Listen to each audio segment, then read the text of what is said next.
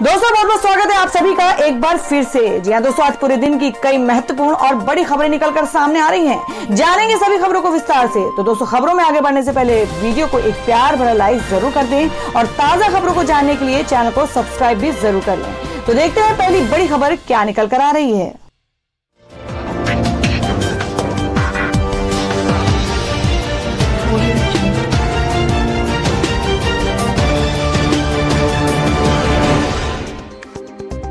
दोस्तों, आज की पहली बड़ी खबर बता दें कि हाथरस पीड़िता के भाई और रिपोर्टर का फोन हुआ टैप। प्रियंका गांधी बोली, योगी जी आपको सीएम रहने का कोई हक नहीं। जी आपको बता दें कि हाथरस गैंगरेप मामले को लेकर पीड़िता के भाई ने आरोप लगाया कि उनका फोन टैप किया जा रहा है। पीड़िता के भाई ने कहा कि उनके घर जब भी कोई मीडिया वालों से बात करता है तो जिलाधिकारी डीएम प्रवीण कुमार को खबर हो जाती है। इसी बीच एक न्यूज चैनल ने भी दावा किया है कि उनकी एक महिला पत्रकार और पीड़िता के भाई के बीच हुई बातचीत का कथित ऑडियो वायरल हो गया है। इस पूरे मामले पर कांग्रेस के महासचिव प्रियंका गांधी वाड्रा ने उत्तर प्रदेश के मुख्यमंत्री योगी आदित्यनाथ से इस्तीफा मांगा है। आपको बता दें, प्रियंका गांधी ने इन कुछ न्यूज में संस्थान द्वारा शेयर की गई एक सूचना को ट्वीट करते हुए उत्तर प्रदेश के सीएम योगी से इस्तीफा मांगा है। प्रियंका गांधी ने कहा कि योगी जी आपको नैतिक रूप से मुख्यमंत्री रहने का कोई अधिकार नहीं है, आपको अपना इस्तीफा सौंप देना चाहिए। कुछ न्यूज में लिखा गया है कि पीड़िता का भाई और उनकी एक महिला रिपोर्ट के बीच मोबाइल पर हुई बातचीत का ऑडियो सोशल मीडिया पर शुक्रवार यानी 2 अक्टूबर की शाम को वायरल हुआ। मीडिया संस्थान ने सवाल उठाया कि आखिर उनकी महिला रिपोर्टर का मोबाइल फोन क्यों टैप किया जा रहा था, और अगर उनकी महिला रिपोर्टर का मोबाइल टैप नहीं हुआ तो पीड़िता के भाई का फोन क्यों टैप किया गया।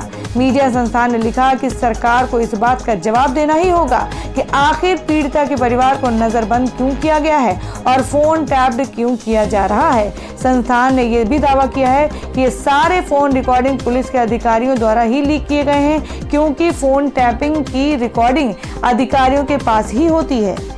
और हमें अगली खबर बता दें कि हाथरस गैंगरेप मामले की जांच करेगी अब सीबीआई। सीएम योगी ने की है सिफारिश। जी हम बात करेंगे हाथरस गैंगरेप मामले में उत्तर प्रदेश के मुख्यमंत्री योगी आदित्यनाथ ने सीबीआई जांच की सिफारिश की है। इससे पहले यूपी के मुख्य गृह सचिव अवनीश अवस्थी और डीजीपी एचसी अवस्थी समेत यूपी के वरिष्ठ पुलिस अधिकारियों ने पीड़िता के परिवार से मुलाकात की, जिसके बाद अवनीश अवस्थी ने कहा कि परिवार को पूरा भरोसा दिया गया है कि जो भी मामले में दोषी पाया जाएगा उसके खिलाफ कठोर कार्रवाई की जाएगी। सीएम का यह आदेश कांग्रेस के पूर्व अध्यक्ष राहुल गांधी और महासचिव प्रियंका गांधी वाड्रा के परिवार से मिलने के कुछ देर बाद आया है। अवस्थी ने कहा कि उन्हें आश्वस्त किया गया है कि जो भी दोषी होगा उसके खिलाफ सख्त कार्रवाई करेंगे। एसआईटी की पहली रिपोर्ट कल शाम 4 बजे प्राप्त हुई। कल 2 घंटे के भीतर सीएम द्वारा तत्कालीन SP, CO, inspector, senior sub inspector को निलंबित करने का आदेश दिया गया। आपको बता दें, 19 वर्षीय महिला का कथित तौर पर हाथरस गांव में 14 सितंबर को गैंगरेप किया गया था। उसे गंभीर हालत में अलीगढ़ अस्पताल में ले जाया गया, जहां से उसे दिल्ली के सफदरजंग अस्पताल में रेफर कर दिया गया, जहां उसकी मौत हो गई। इस घटना ने राजनीतिक दलों और मानवाधिकार समूहों के साथ देशव्यापी आक्रोश पैदा कर दिया है। और वह अगली खबर बता दें कि 12 गांवों के ब्राह्मणों ठाकुरों ने गुपचुप लगाई पंचायत। फैसला लिया कि गैंगरेप के आरोपियों का साथ देंगे, गांव में किसी बारी को घुसने भी नहीं देंगे। जी हम बात करें कि हाथरस गैंगरेप मामले में एक और जहां देश भर में आक्रोश भड़का है, लोग पीड़िता के लिए न्याय मांग रहे हैं और वहीं अब लोग जातिवाद के आधार पर आरोपियों के समर्थन में भी लामबंद हो रहे हैं। आपको बता दें, शुक्रवार को बूलगढ़ी गांव के पास ही स्थित बघना गांव में ठाकुर समुदाय की पंचायत हुई, जिसमें आरोपियों की रिहाई के लिए अभियान चलाने का फैसला लिया गया। और इस पंचायत में बुलगढ़ी और आसपास के 1 दर्जन गाँव के ठाकुर और स्वर्ण समाज के लोग शामिल हुए। उन्होंने कहा कि इस घटना की आड़ में स्वर्णों को निशाना बनाया जा रहा है और स्वर्ण समाज के खिलाफ दलितों का आक्रोश भड़काया जा रहा है। उनका कहना था कि जब मेडिकल रिपोर्ट में गैंगरेप की पुष्टि ही नहीं हुई है, अब आरोपियों को किस आधार पर निशाना बनाया जा रहा है। इस घटना की सीबीआई जांच की मांग करते हुए दोनों पक्षों के नार्को टेस्ट कराए जाने की मांग की है। साथ ही ये फैसला भी लिया गया है कि पीड़िता के गाँव में किसी बारी को घुसने नहीं दिया जाएगा। कल ही ठाकुर समाज में संबंध रखने वाले एक पूर्व विधायक ने बयान दिया था कि लड़की की हत्या में उसके परिजन ही शामिल है। इस तरह की खबरों से पीड़िता के परिजनों की बेचैनी और बढ़ गई है। और वहीं अगली खबर में आपको बता दें कि ड्रग केस में गिरफ्तार क्षितिज का आरोप, कहा एनसीबी टॉर्चर कर करण जौहर, अर्जुन रामपाल और रणबीर कपूर का नाम ड्रग्स केस में लेने का बना रही है दबाव। जी हम बात कर रहे हैं कि बॉलीवुड ड्रग्स केस में नारकोटिक्स कंट्रोल ब्यूरो एनसीबी द्वारा गिरफ्तार क्षितिज प्रसाद को 6 अक्टूबर तक न्यायिक हिरासत में भेज दिया गया है। धर्मा प्रोडक्शन के पूर्व एग्जीक्यूटिव प्रोड्यूसर और असिस्टेंट डायरेक्टर रहे क्षितिज को शनिवार को स्पेशल एनडीपीएस कोर्ट में पेश किया गया था। यहां सुनवाई के दौरान उनके वकील सतीश मानशिंदे द्वारा आरोप लगाया गया कि नारकोटिक्स कंट्रोल ब्यूरो उन्हें टॉर्चर कर उन पर करण जौहर, अर्जुन रामपाल और रणबीर कपूर का नाम ड्रग्स केस में लेने का दबाव बनाया जा रहा है। उन्होंने ये भी दावा किया कि क्षितिज व्यक्तिगत रूप से इनमें से किसी को नहीं जानते हैं। आपको बता दें कि अदालत में क्षितिज की ओर से बताया गया है कि उन्हें मेंटल, इमोशनल और साइकोलॉजिकल तौर पर प्रताड़ित किया जा रहा है। कुछ दिन पहले उनके वकील ने दावा किया था कि एनसीबी के एक अधिकारी ने उनके चेहरे पर जूता रखकर उन्हें करण जौहर का नाम ड्रग्स केस में लेने का दबाव बनाया था।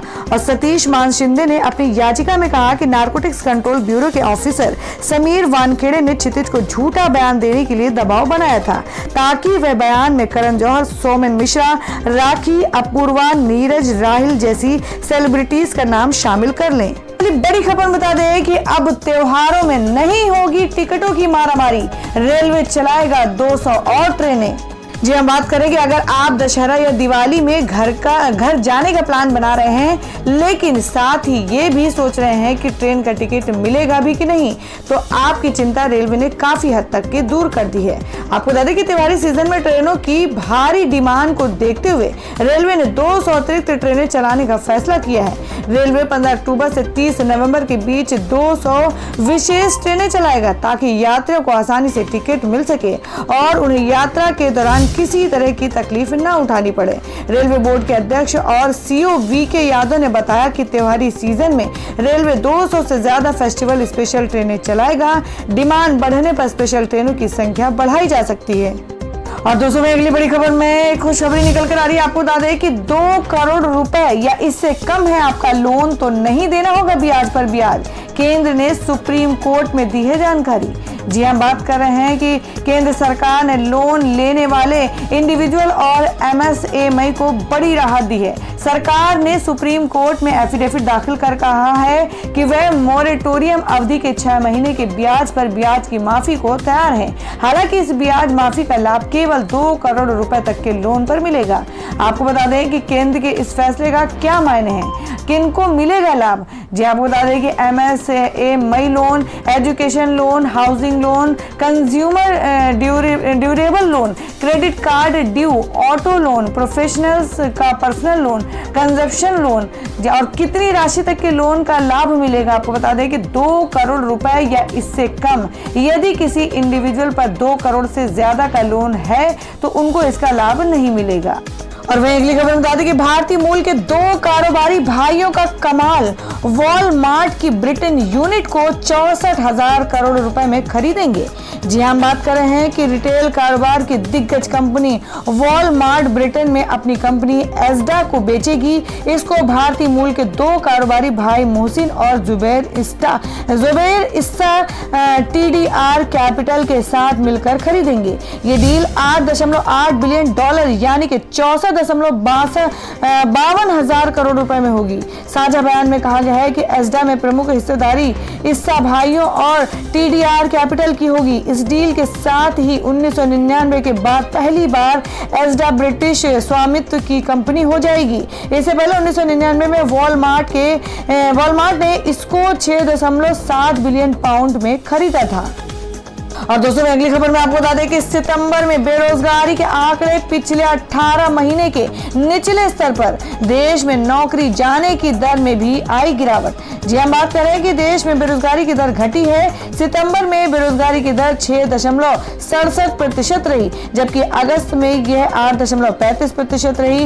बेरोजगारी की यह दर पिछले 18 महीने के निचले स्तर पर है। सीएमआई ने कहा कि सितंबर में बेरोजगारी कम जरूर हुई है, लेकिन इतनी भी कम नहीं कि जश्न मनाया जा सके।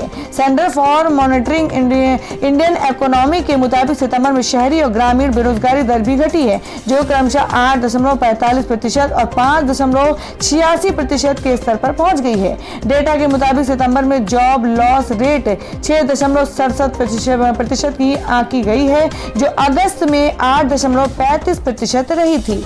तो दोस्तों, खबरों में आगे बढ़ने से पहले जान लेते हैं आज के माइंड क्विज के सवाल को। आज का सवाल है, आपको बताना है कि दिल्ली चलो का नारा किसने दिया था। इसका जवाब आपको वीडियो के नीचे कमेंट बॉक्स में देना है और सही जवाब देने वालों को रैंडमली लेकर आ जाएगा और वो जीत सकते हैं बम्पर पुरस्कार। तो बढ़ते हैं अगली खबर की ओर। और दोस्तों, मैं अगली खबर में आपको बता दें कि करीब 3% तक महंगा होने वाला है मोबाइल फोन, क्योंकि सरकार ने डिस्प्ले के आयात पर 10% ड्यूटी लगा दी है। जी हम बात करें कि देश में मोबाइल फोन करीब 3% महंगा हो सकता है, क्योंकि सरकार ने डिस्प्ले के आयात पर 10% का शुल्क लगा दिया है। और ये बात शुक्रवार को Indian cellular and electronics association ICEA ने कही है।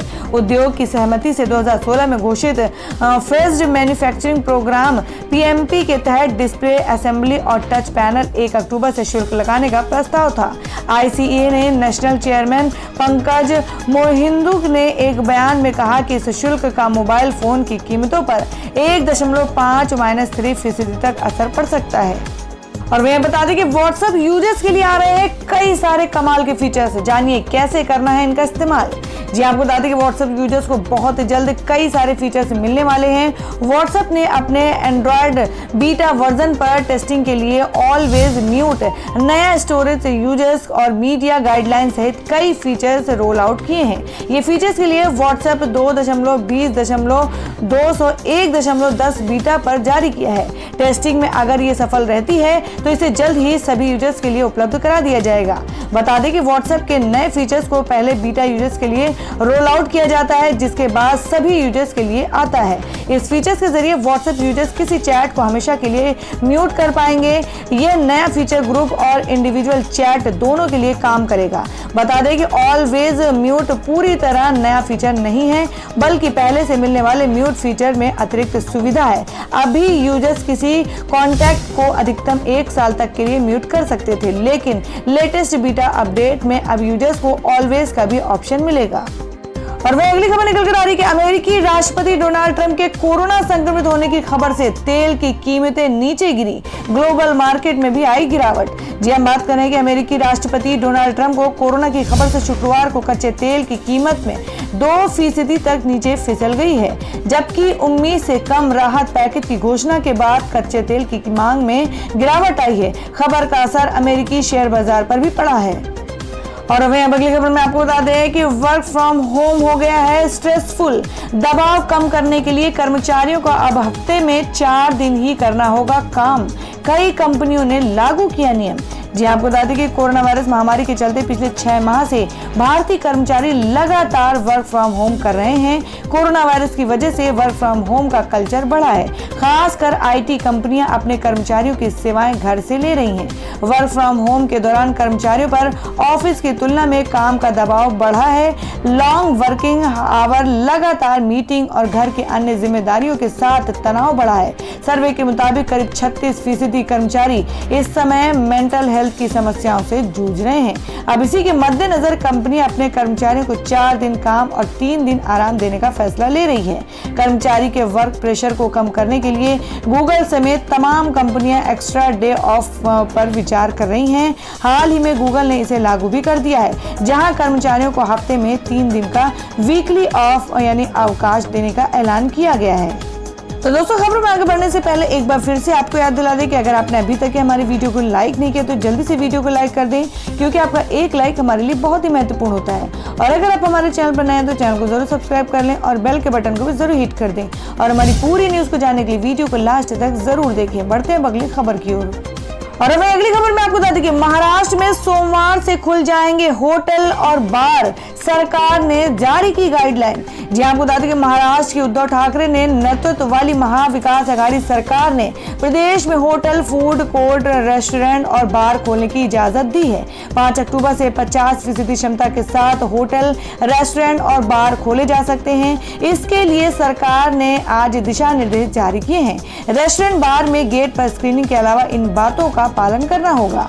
गाइडलाइंस के मुताबिक होटल, रेस्टोरेंट, बार में बार के एंट्री गेट पर ही ग्राहकों की स्क्रीनिंग करनी होगी। अगर किसी को बुखार होगा या दूसरा कोई कोरोना का लक्षण होगा तो उसे प्रवेश नहीं दिया जाएगा। बाहर से आते हुए और टेबल तक पहुंचने के दौरान ग्राहकों को मास्क पहनना आवश्यक होगा। सिर्फ भोजन के समय ही मास्क हटाने की छूट होगी। बिल भुगतान के लिए डिजिटल माध्यम को प्रोत्साहित करना होगा और रेस्टोरेंट में प्रवेश और निकास के लिए अलग अलग व्यवस्था करनी होगी और पूरे परिसर में सीसीटीवी चालू हालत में होने चाहिए। और अब अगली खबर में आपको बता दें कि रणदीप सुरजेवाला का स्मृति ईरानी पर वार, पूछा सीएम योगी को चूड़ियां भेंट करने कब जा रही हैं। जी हम बात कर रहे हैं कि उत्तर प्रदेश के हाथरस जिले में 19 वर्षीय दलित लड़की के साथ हुए गैंगरेप और हत्या की घटना के बाद कांग्रेस ने बीजेपी और योगी सरकार के खिलाफ मोर्चा खोल दिया है। कांग्रेस महासचिव रणदीप सुरजेवाला एक के बाद एक कई ट्वीट कर बीजेपी नेताओं को निशाने पर ले रहे हैं। शनिवार को उन्होंने अपने एक बयान में केंद्रीय मंत्री स्मृति ईरानी पर जोरदार वार किया। आपको बता दें, सुरजेवाला ने पूछा कि स्मृति ईरानी हाथरस मामले पर मुख्यमंत्री योगी आदित्यनाथ को चूड़ियां भेंट करने कब जा रही हैं। बता दें कि कांग्रेस महासचिव रणदीप सुरजेवाला का यह बयान स्मृति ईरानी द्वारा राहुल गांधी के प्रस्तावित हाथरस यात्रा पर की गई टिप्पणी के बाद आया। केंद्रीय मंत्री ने कहा कि देश जानता है कि हाथरस की तरफ राहुल गांधी का कूच मात्र एक राजनीतिक एजेंडा है, इंसाफ के लिए नहीं। इस बीच स्मृति ईरानी ने कहा था कि मैंने सीएम योगी से बात की है, उन्होंने न्याय का भरोसा दिया है। एसपी पर कार्रवाई हो गई है, एसआईटी जांच चल रही है। एसआईटी की रिपोर्ट आने के बाद सभी दोषियों पर कड़ी कार्रवाई होगी। स्मृति ईरानी के बाद इस बयान पर अब रणदीप सुरजेवाला ने ट्वीट कर उन्हें आड़े हाथ लिया है। आपको बता दें, सुरजेवाला ने लिखा कि श्रीमती स्मृति ईरानी जी, सिर्फ इतना बताइए कि आदित्यनाथ को चूड़ियां भेंट करने कब जा रही हैं। बता दें कि हाथरस मामले पर यूथ कांग्रेस की महिलाओं ने वाराणसी में स्मृति ईरानी का घेराव किया। शनिवार को वह पीएम नरेंद्र मोदी के संसदीय क्षेत्र वाराणसी पहुंची, जहां कांग्रेस की महिला यूथ ने उनके काफिले को चूड़ियां और काले झंडे दिखाए। और इतना ही नहीं, स्मृति ईरानी गो बैक और स्मृति ईरानी इस्तीफा दो के नारे भी लगाए। और अब अगली खबर में आपको बता दें कि मोदी ने 10,000 फीट की ऊंचाई पर बनी दुनिया की सबसे लंबी अटल टनल का उद्घाटन किया। लाहौल के 15 बुजुर्ग ने पहला सफर किया। जी आपको बता दें कि प्रधानमंत्री नरेंद्र मोदी ने शनिवार को रोहतांग में अटल टनल का उद्घाटन किया। करीब 10,000 फीट की ऊंचाई पर बनी ये दुनिया की सबसे लंबी टनल है। इसकी लंबाई 9.2 किलोमीटर की है। इसे बनाने में 10 साल का वक्त लगा। हिमालय की पीर पंजाल पर्वत रेंज में रोहतांग पास के नीचे लेह मनाली हाईवे पर इसे बनाया गया है। इससे मनाली और लेह के बीच की दूरी 46 किलोमीटर कम हो जाएगी और 4 घंटे की बचत होगी। इसका नाम पूर्व प्रधानमंत्री अटल बिहारी वाजपेयी के नाम पर रखा गया है। उद्घाटन के बाद टनल में पहला सफर बस से लाहौल स्पीति जिले के 15 बुजुर्गों ने किया। प्रधानमंत्री मोदी ने हरी झंडी दिखाकर एचआरटीसी की बस को रवाना किया। और अब आपको बता दें कि अब अंबानी आपके घर पहुंचाएंगे दूध, अंडे और ब्रेड। दिवाली तक देश भर में जियो मार्ट की नई सर्विस होगी लॉन्च। जी आपको बता दें कि मुकेश अंबानी की रिलायंस इंडस्ट्री लिमिटेड की ऑनलाइन ग्रोसरी डिलीवरी प्लेटफॉर्म जियो मार्ट अब देश भर में दूध, अंडे और ब्रेड पहुंचाने की तैयारी में जुट गई है। अंबानी की कंपनी अब पूरे देश में घर घर दूध, अंडे और ब्रेड पहुंचाने की तैयारी में है। फिलहाल इसके लिए चेन्नई और बेंगलुरु में सब्सक्रिप्शन बेस्ड पायलट प्रोजेक्ट शुरू किया गया है। बता दें कि जियो मार्ट अपनी इस सर्विस के जरिए फूड डिलीवरी प्लेटफॉर्म स्विगी के सुपर डेली और बिग बास्केट के बीबी डेली सर्विसेज के अलावा मिल्क बास्केट जैसी कंपनियों को सीधी टक्कर देने की तैयारी कर रहा है। खबर यह है कि अंबानी की कंपनी अपनी इस सर्विस को दिवाली में पूरे देश में लॉन्च कर सकती है। हालांकि पूरी तरह चेन्नई और बेंगलुरु में पायलट परीक्षण के नतीजे पर निर्भर करेगा।